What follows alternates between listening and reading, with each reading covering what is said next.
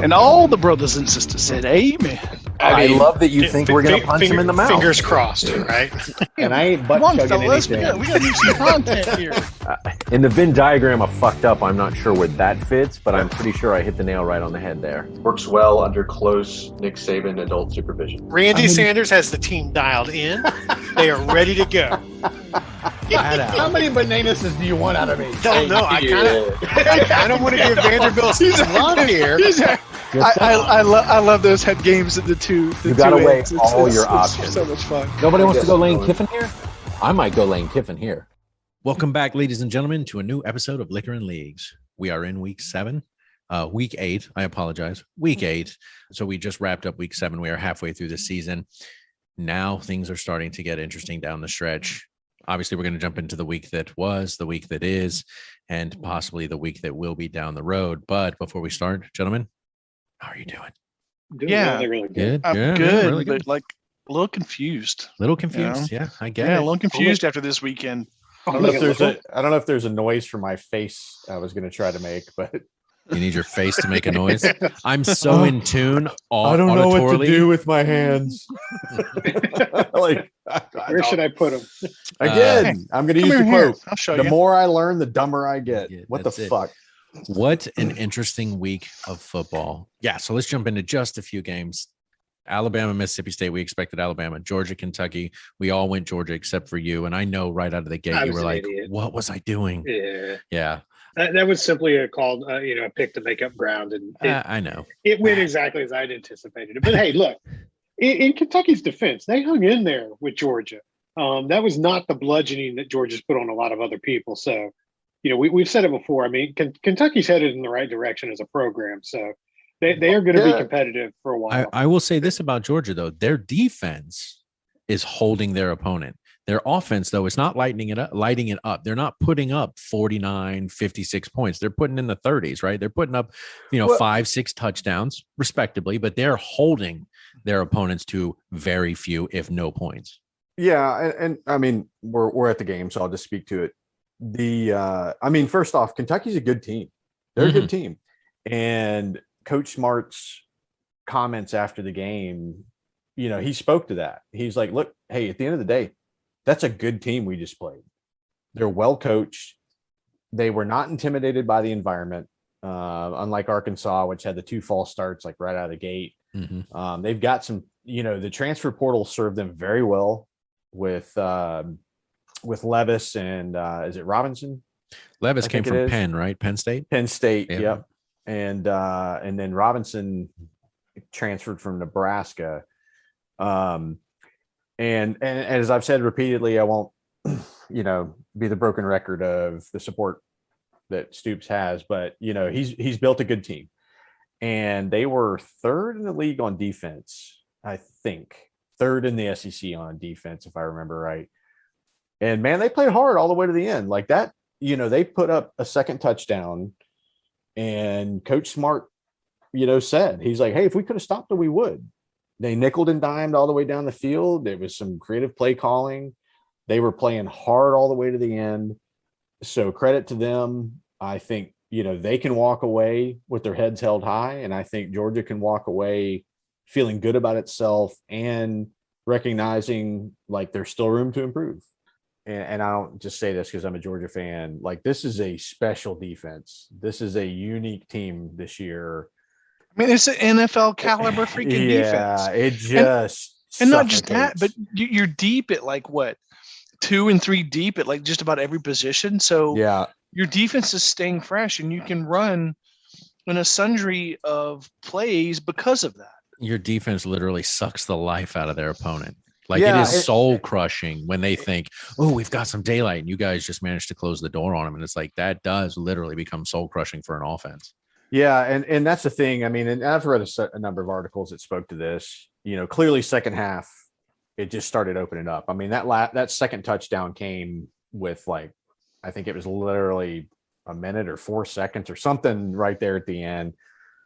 And it's not like Georgia had stopped trying to stop them. I mean, it was just 2 competitors going all the way to the wire. Right.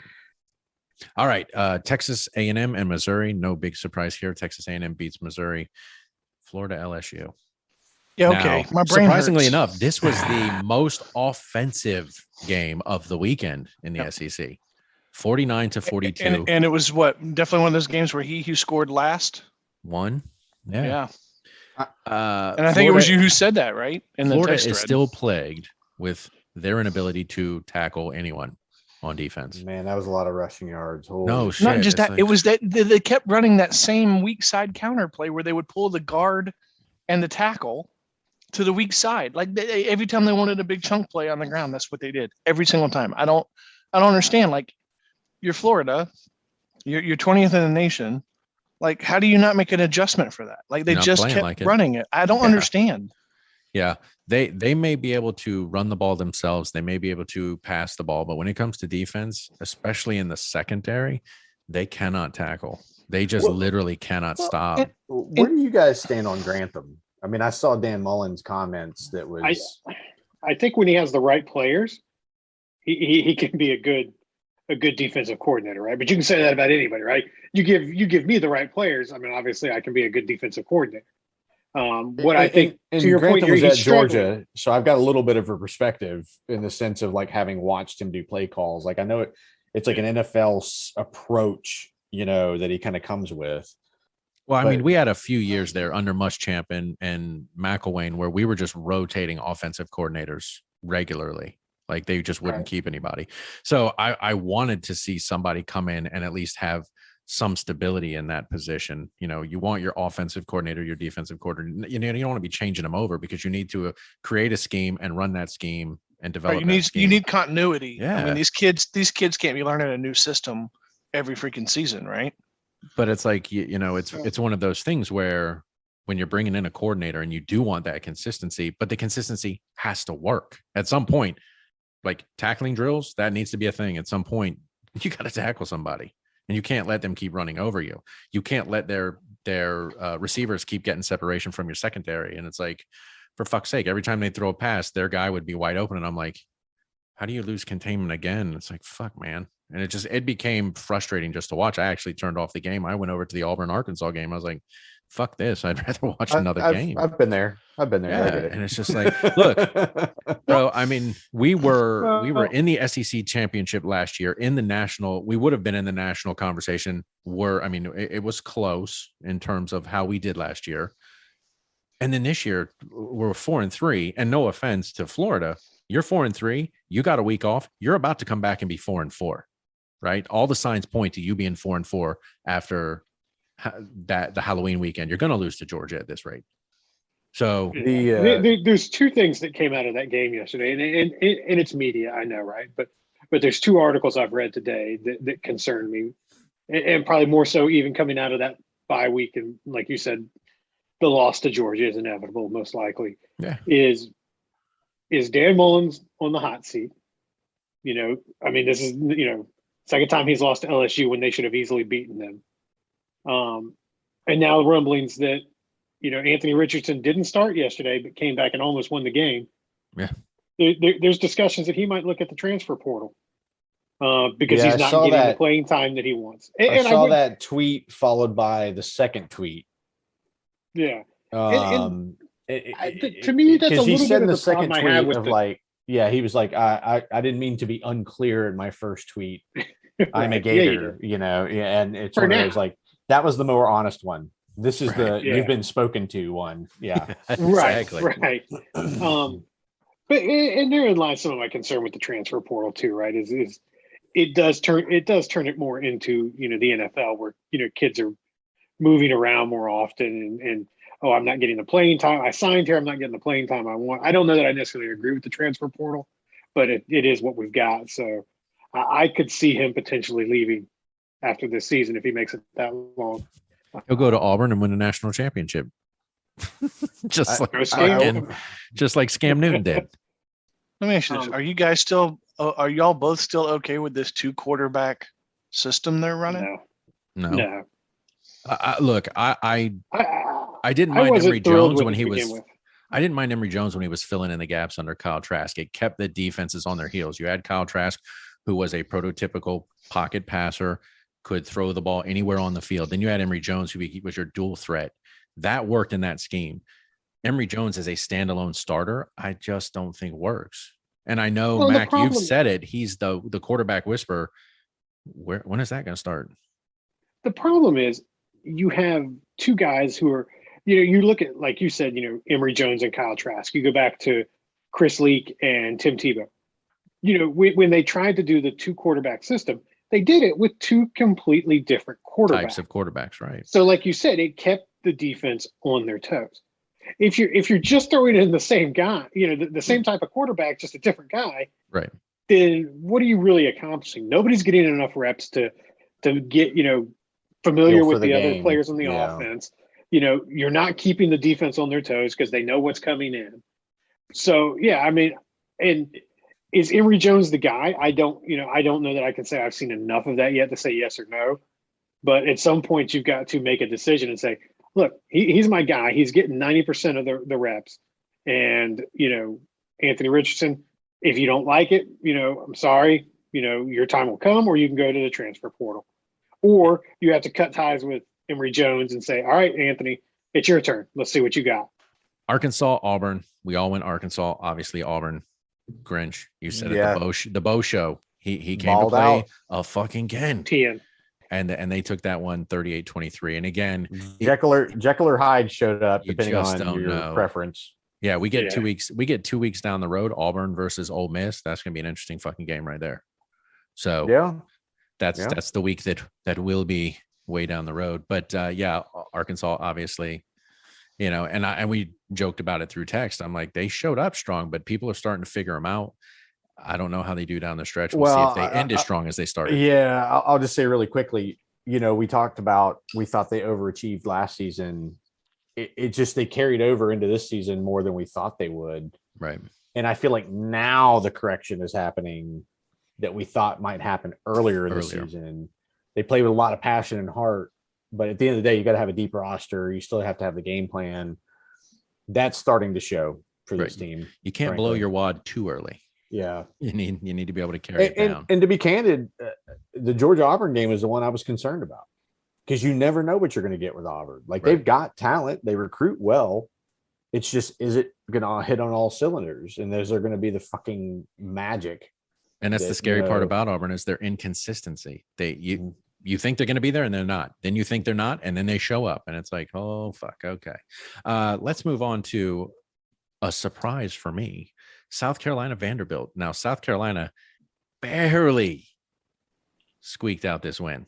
And I know I said this yesterday in a text. I'm like, I'm not sure Shane's the guy. If you're struggling against Vanderbilt. But hold on. This is his first season, right? As head coach. Yes. And we talked about this before. You're already ready to write him on. Oh, you've got to me. give these I guys personally don't care. I know. I'm just saying, you can't, as a program, you can't do that. Let me ask you a question. Give him time to kind of implement his system. But that's you. And you look at like it. That's you. If the fan base and the boosters, if somebody had come in for Florida and they had gotten beaten by Vanderbilt their first year, the boosters would be like, did you really just lose to Vanderbilt? You clearly don't have your scheme in place. You clearly don't have your shit together if you're losing to Vanderbilt. Didn't somebody come in and lose to Vanderbilt their first year? No, I don't think that was their first year. Was that Muschamp or McElwain? It was Muschamp. I thought it was his first year. South Carolina fan. I don't think they were for sure. But my point is, I think that's got to give fans pause when that's the one team in the SEC you do not expect to struggle against. I think we can agree across the board. No. And I'm not saying you don't look at it and go, okay, where did we go wrong? What can we do better? But I don't think you can look at it, but it happens all the time. And we've talked about this, right? You can't just look at it and say, time. Okay, we gave you 8 games. You're done. Sorry. Because you only barely beat Vanderbilt. They didn't lose to them. They just pull a Jacksonville Jaguars. Unless you're Urban Meyer, right? Scandal. Yeah. Haas. Always. Shane better not go dancing in any clubs. Haas, how did you feel about the South Carolina Vanderbilt game? Sad.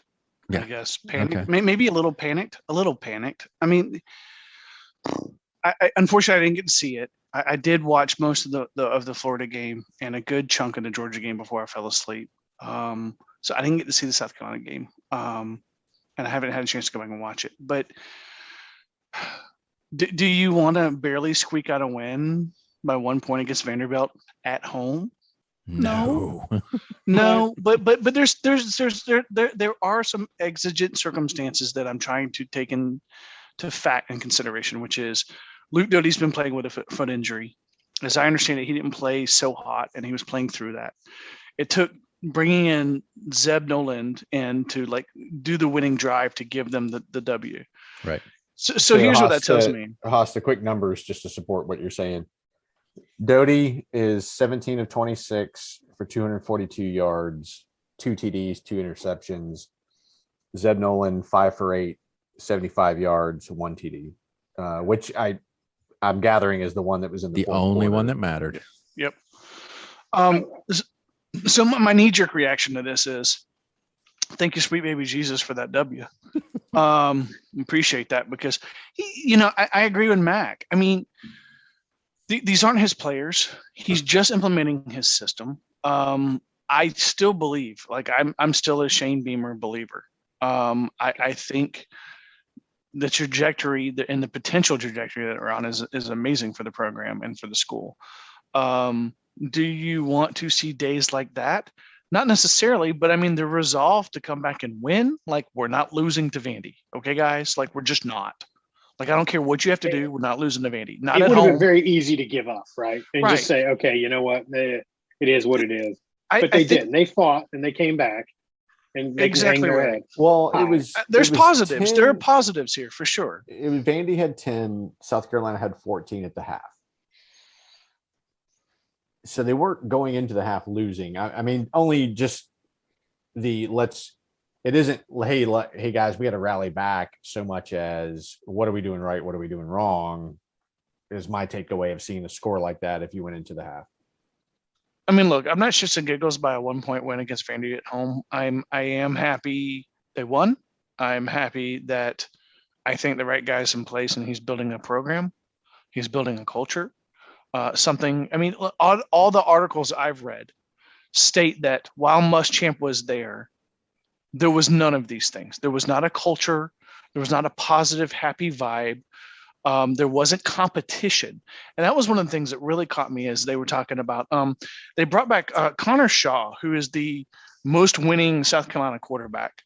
Did a brief stint in the NFL, but now he's back as like director of player personnel or something. I don't know. But he was talking about how the culture has changed under Beamer and how the competition is like a big deal now.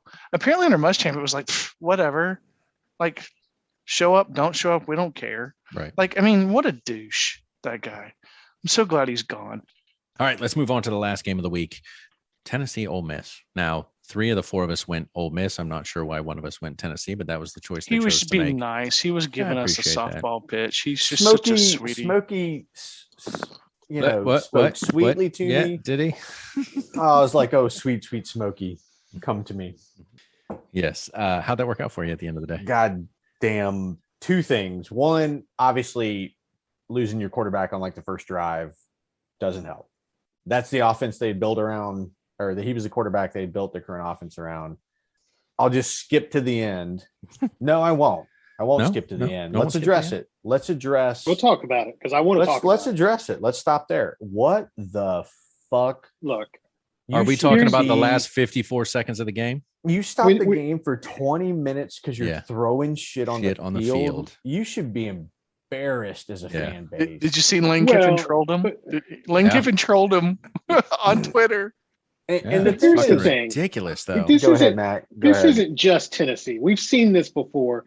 It goes all the way back to, what was it, Detroit and Indiana, years and years ago. You buy a ticket. You do not purchase the right to be a fucking asshole. No. These people, I mean, you don't know. You've got, most of the football players are wearing helmets. They can put their helmets on. Still doesn't completely protect them. But you have other staff members, other people down there that do not have that kind of protection, and you're lobbing shit down there on them. It's And for what disgraceful. purpose? Yeah. He's To make coaching yourself the feel team. He's bigger. playing to win. Exactly Yeah. like you. I got you don't like him because he was your former head coach. That doesn't Nobody give you the likes him, right to right? be But yeah. complete trash as human beings. Yeah. Who Like I brings said, and by the way, who brings a golf ball, a range right, ball. It wasn't even a okay, good thank one. It you. was a range Yeah, he ball. said it was like a dirty range. I ball. got Range it. ball. I gotta ask though. Time out. Hey Thor, were you Yeah. happy they were throwing shit at Kiffin? You want the Were truth? you happy? Yeah, yeah. No. I was No, look. I was ashamed for football. I was like, am I real? Mm. Part of it, admittedly, part of it. The whole really the fourth quarter was a debacle. I mean, Grinch, if you watched the fourth quarter, Mac, if you watched it, like every play, didn't matter what team it was. Every play, the minute the play ended, a player went down. Yeah. I mean, Ole Miss was doing it religiously. Another player down. And I know they were trying to stop the momentum, and they were even talking about like some of those are injuries, some of those are cramps, but you don't know if that's the case or not. And it becomes that gamesmanship, like you're trying to slow the momentum of the offense. So you But put it a guy happens. down. It's not the first game that's ever happened. No, it's not. But it was. So I you was like, can't- another one. I was like, really? But Yeah. As here's Hub the bigger texted problem. me, he was like, "Who suffers from cramps in October?" It's just like, fuck, dude. Yeah. Stay hydrated, bro. Come on, if that's whatever it is. in Tennessee, right? Yeah, it's not even like it's Yeah, super hot. but to Oh. get to that point though, when that guy, I mean, they were fourth and like what was like 4th and 22 or something like that. Yeah. And Hooker throws that pass, the guy catches it, and I think he was a tight end, and he gets hit just at the first down marker. They review it. I mean, you've already stopped for review, so you've already got that time. They come back with the call that it was not a converted 4th down. The ball goes over on downs, and the whole stadium goes ape shit. And it's like, dude, it's already been a debacle in the fourth quarter. It's already late. I'm already fucking tired. The game's well beyond when it should already be done. No, I wasn't actually happy about that. It had nothing to do with Lane. It just had to be like, it was shameful that that's how they reacted. Look, here's the thing. I mean, you like Lane, you don't like him. Most people here probably don't. Yeah. You don't want to. Yeah, you don't want to see anybody potentially get injured. In that situation, and that very well could have happened.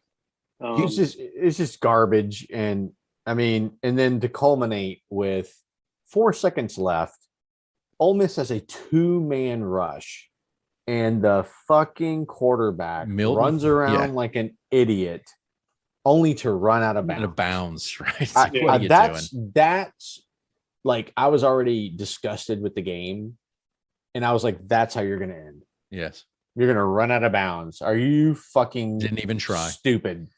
Ole Miss pulls out the win. So, as the week ends, Haas, you and I are in the lead, 5 wins. Grinch and Mac, you guys come in tied for first loser with 4 wins. Our grand totals at the moment are Grinch, you are still in the win or in the top spot with 1 by 1. You have 54. Haas and I tied for second with 53, and Mac, you are at 50. So let's move on to the week. Our CBO, That is Chief Bananas Officer. Bananas officer. That's it. All right, Haas, you and I tied the week, and we are currently tied for second. Do you want me to go first, or do you want to go first? It's I'll entirely do up you to paper, rock, scissors. I'll do you Okay. paper, rock, scissors. See who goes All right. first. Ready? Rock, One, rock, two, paper, scissors. scissors, shoot. Okay. That's you, brother. No, you get the choice. Do you want me to go first, or you? Since you, You won? go first. Yeah, yeah. I will go I want to first, see then. what you do. All righty. I mean, I doubt we're gonna go Wildly Yeah. different. I'm like, can we? No, not Yeah. can we? It's like, Yeah. it's just we know. All right. So Alabama, Tennessee. I'm going Alabama. I hope they stomp the shit out of Tennessee after this showing last week by Tennessee and their fan base. Fucking ridiculous. South Carolina, Texas A&M playing on Kyle Field. I'm going Texas A&M. LSU, Ole Miss. Oof. Fuck. I'm going to go Ole Miss here. I think Matt Corral is still a better quarterback. The guy plays with a lot of heart. He can run. He can throw. They pulled out the win against Tennessee. Arkansas, Pine Bluff versus Arkansas, or Pine Bluff, Arkansas versus Arkansas. I guess I'll go Arkansas. Maybe that they can pull that win out, I think. And then Miss State versus Vanderbilt. I'm going to go with Mike Leach and his air raid offense against Vanderbilt. I think it's going to be Mississippi State on that one. So that's what I'm going. Alabama, Texas A&M, Ole Miss, Arkansas, Miss State. All right, Haas. So it is to you. Yeah, I think we're identical, and I think we probably have a lot of the lines of thinking. I mean, obviously, Alabama's Alabama. Yeah. A&M's going to be South Carolina. I mean, they can't even barely beat Vanderbilt. I mean, look, is there a chance Ole Miss can lose to LSU? Yeah, clearly. I mean, LSU's proven that any given Sunday or any given Saturday, they could take you down a peg. But I don't think it's this week. Yeah, and obviously Arkansas is going to beat Pine Bluff, and of course Miss State should beat Vanderbilt. So yeah, I concur. Okie dokie. All right. Yes, So same on all. It's our almost de facto bye week. It is really. Yeah. I don't know though, because Mac's got some ground to make up, so I can't make that assumption for Mac. So Grinch, we'll say you go first here, even though you both tied, but you are winning in the I'm week. down the board. Same. Alabama, Texas A&M. Okay, Mac. Yep. So we fall to you as the last. Alabama, Texas A&M. Yeah, I think for me, the only thing I'll change, and again, unfortunately, it's you know right where I'm going. I'm going LSU.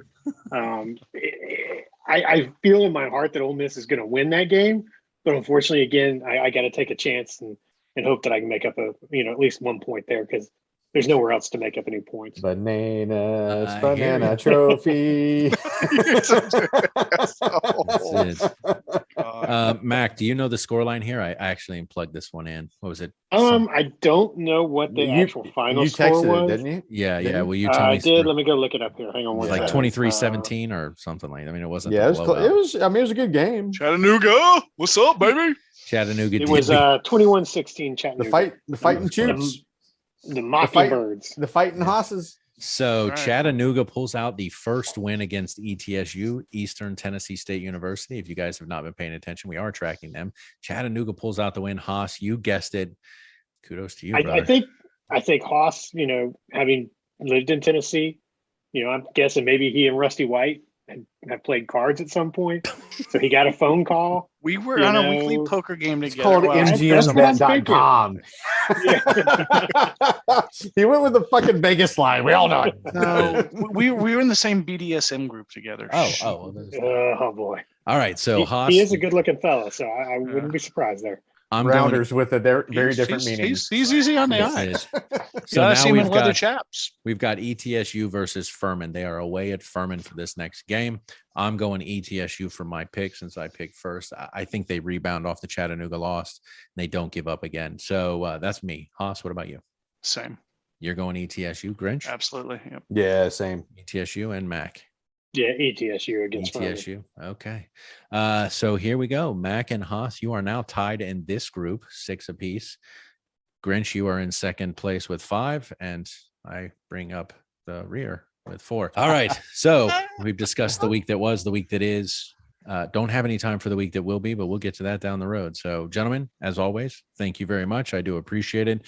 We will see how week 8 falls out when we come back next week. And we won't be closing any gaps, obviously, but that's okay. At some point down the stretch, Haas, maybe we reel Grinch in. We need one more pick to tie. I mean, it he up. was nice and gave us that pot shot. That's you know, right. to keep it close, to make us think maybe we could maybe he would let us sniff a victory. I still don't Good shit. disagree with the choice. Obviously, I'm disgusted by the outcome. Yeah. LSU, Florida is the only one that, like, if you said Really? let's do one more check, Yeah. I might have. Might have changed. Yep. Yeah. Agreed. So we're not going to have any changes at the top spot. Mac, you might be able to close the gap at least with one pick. Go from 4 behind to 3 behind if you get lucky. We'll see what happens. But as always, gentlemen, thank you very much, and we will do this Thanks, again fellas. next week. All right. Always a good Thanks, time. gentlemen. Mhm.